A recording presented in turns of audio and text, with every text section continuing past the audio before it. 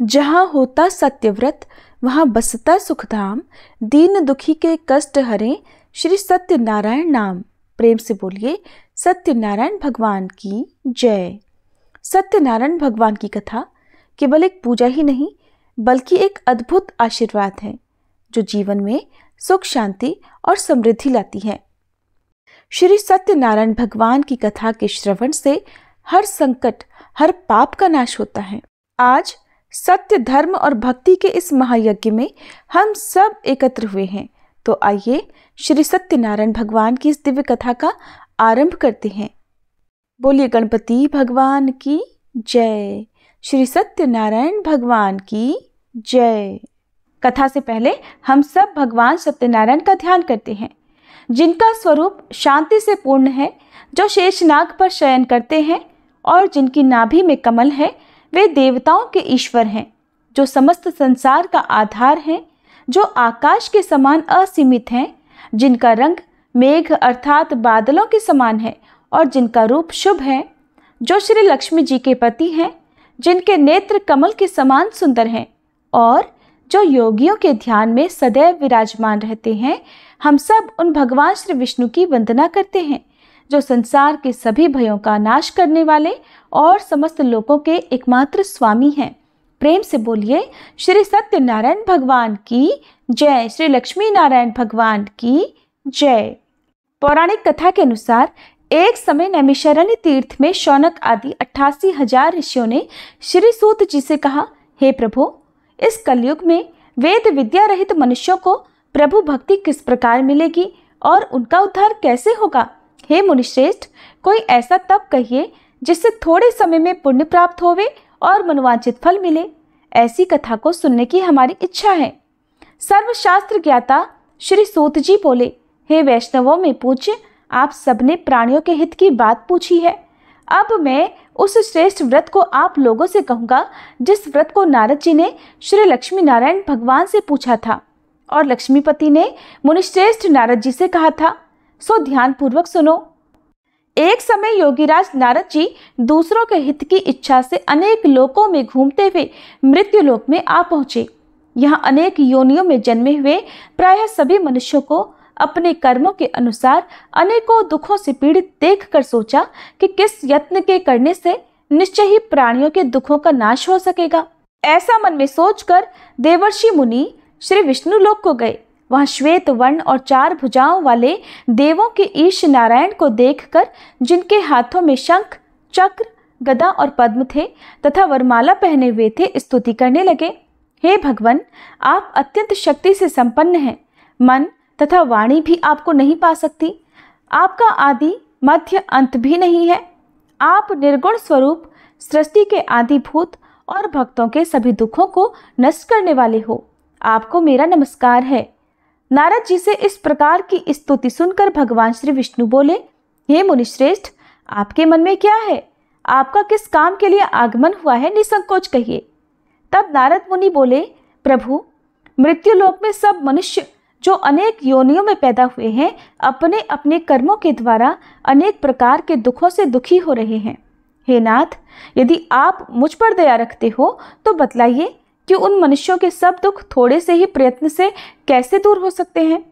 तब श्री विष्णु भगवान जी बोले, हे नारद, मनुष्यों की भलाई के लिए तुमने बहुत अच्छी बात पूछी है।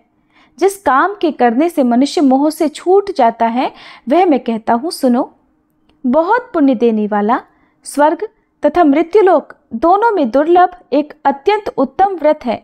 आज मैं प्रेमवश होकर तुमसे कहता हूँ, श्री सत्यनारायण भगवान का ये व्रत अच्छी तरह विधि पूर्वक करके मनुष्य धरती पर आयु पर्यंत सुख भोग कर मरने पर मोक्ष को प्राप्त होता है।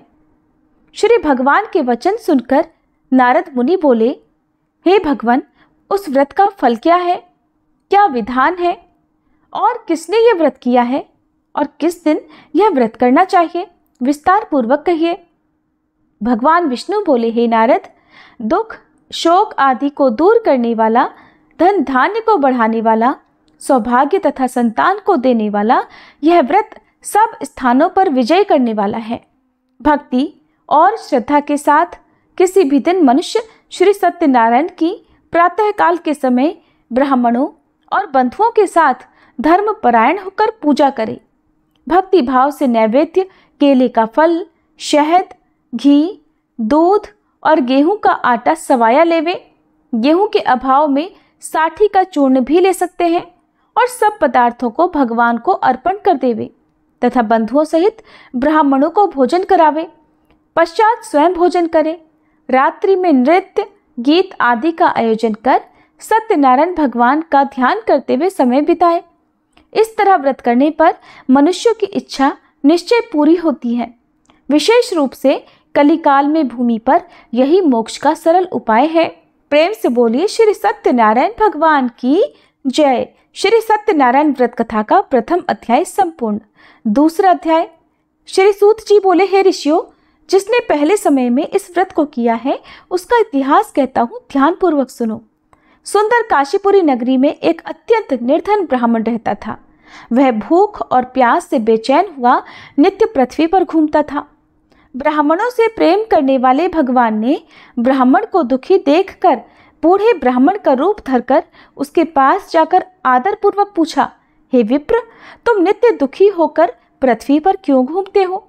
हे ब्राह्मण, ये सब मुझसे कहो, मैं सुनना चाहता हूँ। तब वह ब्राह्मण बोला, मैं निर्धन ब्राह्मण हूँ, भिक्षा के लिए पृथ्वी पर फिरता हूँ। हे भगवान, यदि आप इससे छुटकारा पाने का कोई उपाय जानते हो तो कृपा कर मुझे बताएं। वृद्ध ब्राह्मण बोला, हे विप्र, सत्यनारायण भगवान मनोवांछित फल देने वाले हैं, इसलिए तुम उनका पूजन करो, जिसके करने से मनुष्य सब दुखों से मुक्त हो जाता है। तब ब्राह्मण को व्रत का सारा विधान बतलाकर बूढ़े ब्राह्मण का रूप धारण करने वाले श्री सत्यनारायण भगवान वहीं अंतर्ध्यान हो गए। जिस व्रत को वृद्ध ब्राह्मण ने बतलाया है, मैं उसको अवश्य करूंगा। यह निश्चय करने पर उसे रात भर नींद नहीं आई। सवेरे उठकर सत्यनारायण भगवान के व्रत का निश्चय कर वह भिक्षा के लिए चला। उस दिन उसको भिक्षा में बहुत सारा धन मिला, जिससे बंधु बांधवों के साथ उसने सत्यनारायण भगवान का व्रत किया। इसके करने से वह ब्राह्मण सब दुखों से छूटकर अनेक प्रकार की संपत्तियों से युक्त हुआ। उस समय से वह ब्राह्मण हर मास व्रत करने लगा। इस तरह सत्यनारायण भगवान के व्रत को जो भी करेगा वह मनुष्य सब दुखों से छूट जाएगा। इस तरह नारद जी से सत्यनारायण भगवान का कहा हुआ यह व्रत मैंने तुमसे कहा। हे विप्रो, मैं अब और क्या कहूँ? तब ऋषिगण बोले, हे मुनीश्वर, संसार में इस ब्राह्मण से सुनकर किस किसने इस व्रत को किया, हम वह सब भी सुनना चाहते हैं। इसके लिए हमारे मन में अत्यंत जिज्ञासा हो रही है। सूत जी बोले, हे मुनियों, जिसने इस व्रत को किया है वह सब भी सुनो। एक समय वह ब्राह्मण धन और ऐश्वर्य के अनुसार बंधु बांधवों के साथ व्रत करने को तैयार हुआ। उसी समय एक लकड़ी बेचने वाला बूढ़ा आदमी आया और बाहर लकड़ियों को रखकर ब्राह्मण के मकान में गया। प्यास से दुखी लकड़हारा उनको व्रत करते देखकर ब्राह्मण को नमस्कार करके कहने लगा, ये आप क्या कर रहे हैं? इसके करने से क्या फल मिलता है? कृपा करके मुझको बताइए। ब्राह्मण ने कहा, सब मनोरथों को पूर्ण करने वाला यह सत्यनारायण भगवान व्रत है। इसकी ही कृपा से मेरे यहाँ धन धान्य आदि की वृद्धि हुई है। ब्राह्मण से इस व्रत के बारे में जानकर लकड़हारा अत्यंत प्रसन्न हुआ। चरणामृत लेकर प्रसाद ग्रहण करने के बाद वह अपने घर को गया। अगले दिन लकड़हारे ने अपने मन में इस प्रकार का संकल्प लिया कि आज गांव में लकड़ी बेचने से जो धन मिलेगा उसी से सत्यनारायण भगवान का उत्तम व्रत करूंगा। ऐसा मन में निश्चय कर वह बूढ़ा आदमी लकड़ियां अपने सिर पर रखकर जिस नगर में धनवान लोग रहा करते थे ऐसे सुंदर नगर में गया। उस दिन वहां पर उसे उन लकड़ियों का दाम पहले से 4 गुना मिला। तब वह लकड़हारा दाम लेकर अति प्रसन्न होकर पके केले, शक्कर, घी, दूध, दही और गेहूं का चूर्ण इत्यादि सत्यनारायण भगवान के व्रत की कुल सामग्रियों को लेकर अपने घर गया। फिर उसने अपने परिवारजनों को बुलाकर विधि के साथ भगवान का पूजन और व्रत किया। उस व्रत के पुण्य प्रभाव से वह बूढ़ा लकड़हारा धन, पुत्र आदि से युक्त हुआ और संसार के समस्त सुख भोग कर अंत में वैकुंठ लोक को चला गया। श्री सत्यनारायण भगवान की जय। श्री सत्यनारायण व्रत कथा का दूसरा अध्याय संपूर्ण। तीसरा अध्याय। श्री सूत जी बोले, हे श्रेष्ठ मुनियों, अब आगे की कथा कहता हूँ, सुनो। पहले समय में उल्कामुख नाम का एक बुद्धिमान राजा रहा करता था। वह सत्यवक्ता और जितेंद्रिय था। प्रतिदिन देव स्थानों पर जाता और गरीबों को धन देकर उनके कष्ट दूर करता था। उसकी पत्नी कमल के समान मुख वाली और सती साध्वी थी। पुत्र प्राप्ति के लिए भद्रशिला नदी के तट पर उन दोनों ने सत्यनारायण भगवान का व्रत किया। उस समय वहां एक साधु नामक वैश्य आया। उसके पास व्यापार के लिए बहुत सारा धन था।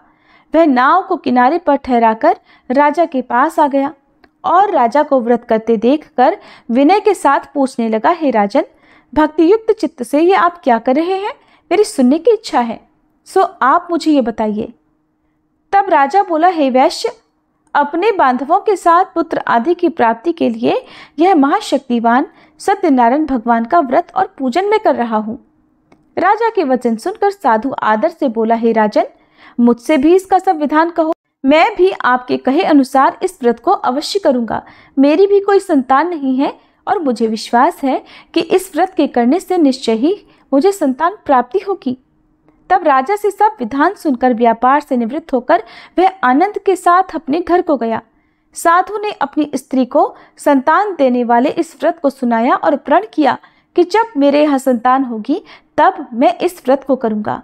साधु ने ऐसे वचन अपनी पत्नी लीलावती से कहे। एक दिन उसकी पत्नी पति के साथ आनंदित होकर सांसारिक धर्म में प्रवृत्त होकर श्री सत्यनारायण भगवान की कृपा से गर्भवती हो गई और 10वें महीने में उसके एक सुंदर कन्या का जन्म हुआ।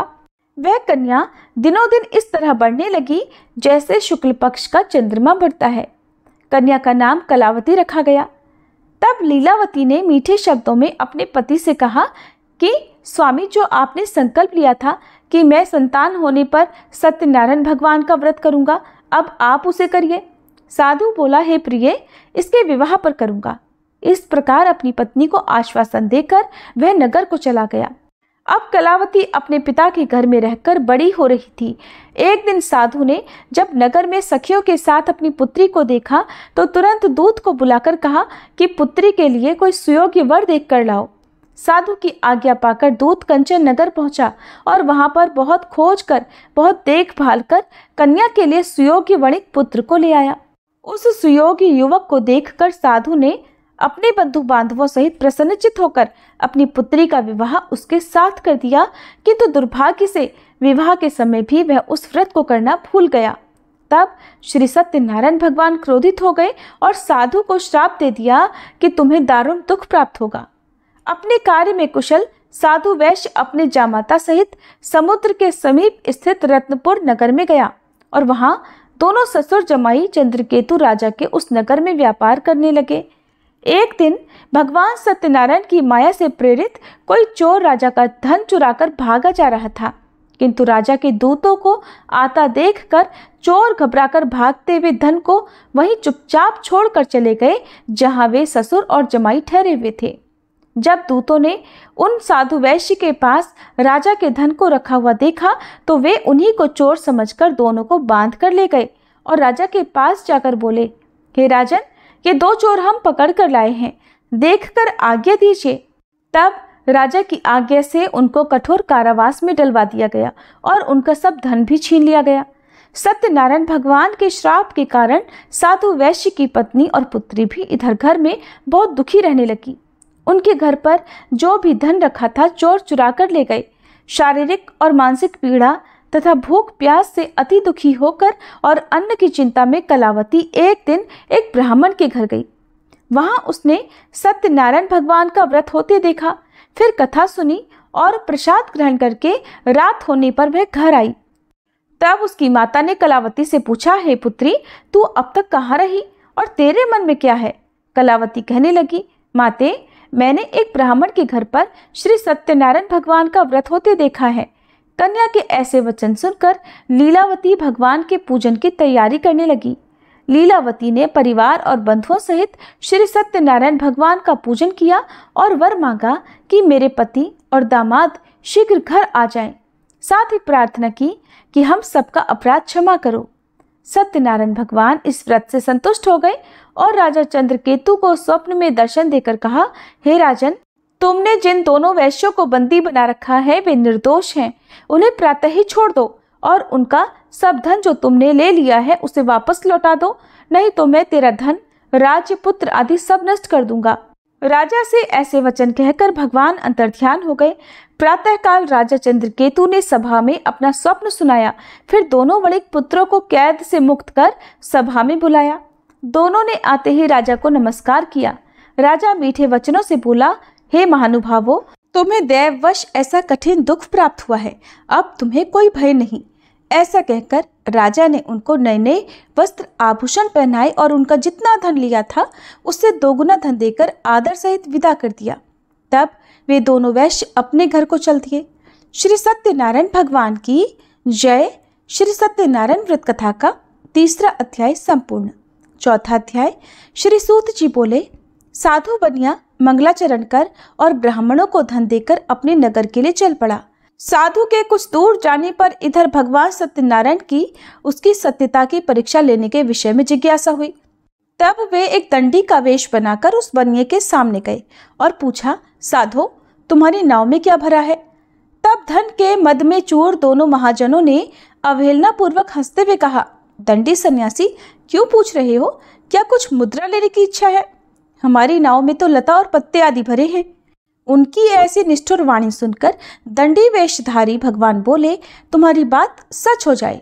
ऐसा कहकर दंडी सन्यासी को रूप धारण किए हुए भगवान कुछ दूर जाकर समुद्र के समीप बैठ गए।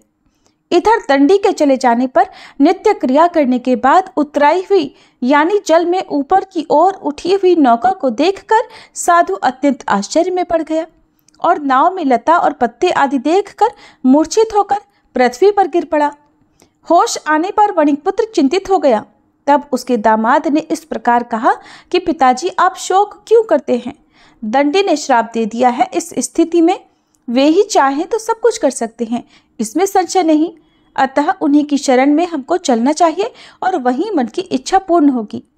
दामाद की बात सुनकर वह साधु बनिया उनके पास गया और वहां दंडी को देखकर उसने भक्ति पूर्वक उन्हें प्रणाम किया तथा आदर पूर्वक कहने लगा कि आपके सम्मुख मैंने जो कुछ कहा है, असत्य भाषण रूप अपराध किया है, आप कृपया मेरे उस अपराध को क्षमा कर दीजिए।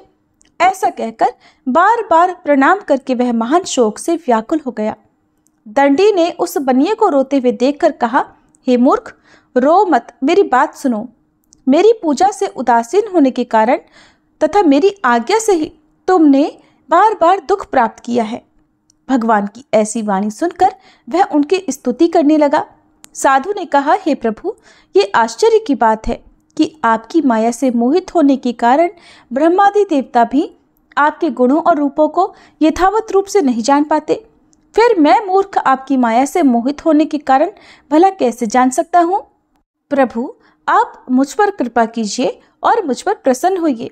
मैं अपनी धन संपत्ति के अनुसार आपकी पूजा करूंगा। मैं आपकी शरण में हूँ। मेरा जो नौका में स्थित पूरा धन था उसकी और मेरी रक्षा करें। उस बनिए की भक्ति युक्त वाणी सुनकर भगवान जनार्दन संतुष्ट हो गए। भगवान जनार्दन उसे अभीष्ट वर प्रदान कर वहीं अंतर्ध्यान हो गए। इसके बाद वह साधु अपनी नौका में चढ़ा और उसे धन धान्य से भरी हुई देखकर भगवान सत्यदेव की कृपा से हमारा मनोरथ सफल हो गया। ऐसा कहकर स्वजनों के साथ उसने भगवान की विधिवत पूजा की। भगवान श्री सत्यनारायण की कृपा से वह आनंद से परिपूर्ण हो गया और नाव को प्रयत्न पूर्वक संभाल कर उसने अपने देश के लिए प्रस्थान किया। साधु बनिए ने अपने दामाद से कहा, वह देखो, मेरी रत्नपुरी नगरी दिखाई दे रही है। इसके बाद उसने अपने धन के रक्षक दूत को अपने आने का समाचार देने के लिए अपनी नगरी में भेजा। उसके बाद उस दूत ने नगर में जाकर साधु की पत्नी को हाथ जोड़कर प्रणाम किया और उसके लिए अभीष्ट बात की। सेठ जी अपने दामाद और बंधु वर्ग के साथ बहुत सारे धन धान्य से संपन्न होकर नगर के निकट पधार गए हैं। दूत के मुख से ये बात सुनकर वह अत्यंत आनंदित हुई और उस साध्वी ने श्री सत्यनारायण की पूजा करके अपनी पुत्री से कहा, पुत्री, मैं साधु के दर्शन करने के लिए जा रही हूँ, तुम भी जल्दी आना। माता का ऐसा वचन सुनकर व्रत को समाप्त करके प्रसाद का परित्याग करके कलावती भी अपने पति का दर्शन करने के लिए चल पड़ी। इससे भगवान सत्यनारायण रुष्ट हो गए और उन्होंने उसके पति को तथा नौका को धन के साथ हरण करके जल में डुबो दिया। इसके बाद कलावती कन्या अपने पति को न देखकर महान शोक से रुदन करती हुए पृथ्वी पर गिर पड़ी। नाव का अदर्शन और कन्या को अत्यंत दुखी देखकर भयभीत मन से साधु बनिया ने सोचा, ये क्या आश्चर्य हो गया। नाव का संचालन करने वाले भी सभी चिंतित हो गए। इसके बाद वह लीलावती भी कन्या को देखकर दुख से व्याकुल हो गई और अत्यंत दुख से विलाप करती हुई अपने पति से इस प्रकार बोली, स्वामी, अभी अभी नौका के साथ वह अदृश्य कैसे हो गया? न जाने किस देवता की उपेक्षा से वह नौका हरण कर ली गई, या फिर श्री सत्यनारायण का महात्म्य भला कौन जान सकता है। ऐसा कहकर वह अपने परिवारजनों के साथ विलाप करने लगी और कलावती कन्या को गोद में लेकर रोने लगी। कलावती भी अपने पति के नष्ट हो जाने पर दुखी हो गई और पति की पादुका लेकर उनका अनुगमन करने के लिए उसने मन में निश्चय किया। कन्या के इस प्रकार के आचरण को देखकर पत्नी सहित वह धर्म के साधु बनिया अत्यंत शोक व्याकुल हो गया और सोचने लगा, या तो भगवान सत्यनारायण ने यह अपहरण किया है, या फिर हम सभी भगवान सत्यदेव की माया से मोहित हो गए हैं। अपनी धन की शक्ति के अनुसार मैं भगवान श्री सत्यनारायण की पूजा करूंगा। तब सभी को बुलाकर इस प्रकार कहकर उसने अपने मन की इच्छा प्रकट की और बारंबार भगवान सत्यदेव को दंडवत प्रणाम किया। इससे दीनों के परिपालक भगवान सत्यदेव प्रसन्न हो गए। भक्त वत्सल भगवान ने कृपा पूर्वक आकाशवाणी की कि तुम्हारी कन्या प्रसाद छोड़कर अपने पति को देखने चली आई है। निश्चय ही इस कारण उसका पति अदृश्य हो गया है।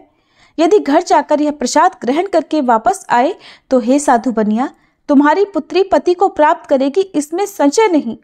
कलावती ने भी यह दिव्य आकाशवाणी सुनी तो वह शीघ्र ही अपने घर गई और उसने प्रसाद ग्रहण किया। वापस आकर उसने अपने परिवारजनों और अपने पति को भी देखा। तब कलावती कन्या ने अपने पिता से कहा कि पिताजी, अब तो घर चलिए, देरी क्यों कर रहे हैं। कन्या की बात सुनकर वणिक पुत्र संतुष्ट हो गया और विधि विधान से भगवान सत्यनारायण का पूजन करके धन तथा बंधु बांधवों के साथ अपने घर को गया। इसके बाद पूर्णिमा और संक्रांति पर्वों पर भगवान सत्यनारायण का पूजन करते हुए इस लोक में सुख भोग कर अंत में वह सत्यपुर वैकुंठ लोक को चला गया। प्रेम से बोलिए श्री सत्यनारायण भगवान की जय। श्री सत्यनारायण भगवान व्रत कथा का चौथा अध्याय संपूर्ण। पांचवा अध्याय। श्री सूत जी बोले, श्रेष्ठ मुनियों, अब इसके बाद मैं दूसरी कथा कहूंगा। आप लोग ध्यान पूर्वक सुनिए। अपनी प्रजा का पालन करने में तत्पर तुंगध्वज नामक एक राजा था। उसने सत्यदेव के प्रसाद का परित्याग करके दुख प्राप्त किया। एक बार वह वन में बहुत से पशुओं को मारकर वट वृक्ष के नीचे आया। वहां उसने देखा कि गोपगण बंधु बांधवों के साथ संतुष्ट होकर भक्ति पूर्वक भगवान सत्यदेव की पूजा कर रहे हैं। राजा यह देखकर भी अहंकारवश न तो वहां गया और न उसने भगवान सत्यनारायण को प्रणाम ही किया। पूजन के बाद सभी गोपगण भगवान का प्रसाद राजा के समीप रखकर वहां से लौट आए और इच्छानुसार उन सभी ने भगवान का प्रसाद ग्रहण किया। इधर राजा को प्रसाद का परित्याग करने से बड़ा दुख मिला। उसका संपूर्ण धन, धान्य और सभी सौपुत्र नष्ट हो गए। राजा ने मन में यह निश्चय किया कि अवश्य ही भगवान सत्यनारायण ने हमारा नाश कर दिया है, इसलिए मुझे वहां जाना चाहिए जहां श्री सत्यनारायण का पूजन हो रहा था। ऐसा मन में निश्चय करके वह राजा गोपगणों के समीप गया और उसने गोपगणों के साथ भक्ति श्रद्धा से युक्त होकर विधि पूर्वक भगवान सत्यदेव की पूजा की। भगवान सत्यदेव की कृपा से वह पुनः धन और पुत्रों से संपन्न हो गया तथा इस लोक में सभी सुखों का उपभोग कर अंत में सत्यपुर वैकुंठ लोक को प्राप्त हुआ। श्री सूत जी कहते हैं, जो व्यक्ति इस परम दुर्लभ श्री सत्यनारायण के व्रत को करता है और पुण्यमयी तथा फल प्रदायिनी भगवान की कथा को भक्ति युक्त होकर सुनता है, उसे भगवान सत्यनारायण की कृपा से धन धान्य आदि की प्राप्ति होती है। दरिद्र धनवान हो जाता है, बंधन में पड़ा हुआ बंधन से मुक्त हो जाता है, डरा हुआ व्यक्ति भयमुक्त हो जाता है। ये सत्य बात है, इसमें संशय नहीं। इस लोक में वह सभी इच्छित फलों को भोग कर अंत में सत्यपुर वैकुंठ लोक को जाता है। हे ब्राह्मणों, इस प्रकार मैंने आप लोगों से भगवान सत्यनारायण के व्रत को कहा, जिसे करके मनुष्य सभी दुखों से मुक्त हो जाता है। कलयुग में तो भगवान सत्यदेव की पूजा विशेष फल प्रदान करने वाली है। भगवान विष्णु को ही कुछ लोग काल, कुछ लोग सत्य, कोई ईश और कोई सत्यदेव तथा दूसरे लोग सत्यनारायण नाम से कहेंगे। अनेक रूप धारण करके भगवान सत्यनारायण सभी का मनोरथ सिद्ध करते हैं। कलयुग में सनातन भगवान विष्णु ही सत्यव्रत रूप धारण करके सभी का मनोरथ पूर्ण करने वाले होंगे। हे श्रेष्ठ मुनियों, जो व्यक्ति नित्य भगवान सत्यनारायण की इस व्रत कथा को पढ़ता है, सुनता है, भगवान सत्यनारायण की कृपा से उसके सभी पाप नष्ट हो जाते हैं। हे मुनीश्वरों, पूर्व काल में जिन लोगों ने भगवान सत्यनारायण का व्रत किया था, उसके अगले जन्म का वृतांत कहता हूँ, आप लोग सुनिए। महान प्रजा संपन्न शतानंद नाम के ब्राह्मण सत्यनारायण व्रत करने के प्रभाव से दूसरे जन्म में सुदामा नामक ब्राह्मण हुए और उस जन्म में भगवान श्री कृष्ण का ध्यान करके उन्होंने मोक्ष प्राप्त किया।